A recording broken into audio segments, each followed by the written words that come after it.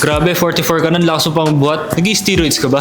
Actually bro, ang dami nang tanong sa akin yan. And nung una, naiinis ako. Ano ba tong mga to? Bakit nila sinasabi nag-steroids ako? Pero hiniwalay ko yung sarili ko doon sa kung sino ako. Sabi ko, I did something really well na ang tingin ng tao is imposible kapag hindi ako nag-steroids. So rather than taking it as a negative connotation, I took it as a compliment. Kasi alam ko sa sarili ko na hindi naman ako nag-steroids eh. And to tell you, kung gusto nyo i-drug test ako kung nag-steroids ako, halika drug test tayo. Pero syempre dapat merong para mas masaya, put your money where your mouth is. Kung gusto nyo ako i-test, maglapag tayo ng dyan, ng something para at least katuwaan lang. Nga kayo, mga 100k. Kapag napatunayan nyo na nag-steroids ako, bibigyan ko kayo ng another 100,000. Di ba? Easy money sa inyo kung sigurado kayo nag-steroids ako. Pero syempre, kung natural ako at hindi ako nag-steroid, kailangan nyo rin akong i-compensate. Syempre, nilagay ko yung pangalan ko on the line eh. Hindi nagpa-steroid test ako eh, di ba? Actually, ngayon compliment na siya sa akin. Pag tinawag, nag-steroids ka ba? Sila sasabi hindi. But, like ko naisip na I did something really well, na kaya ko pa tong gawin in my age of 44. And actually, naisip ko na,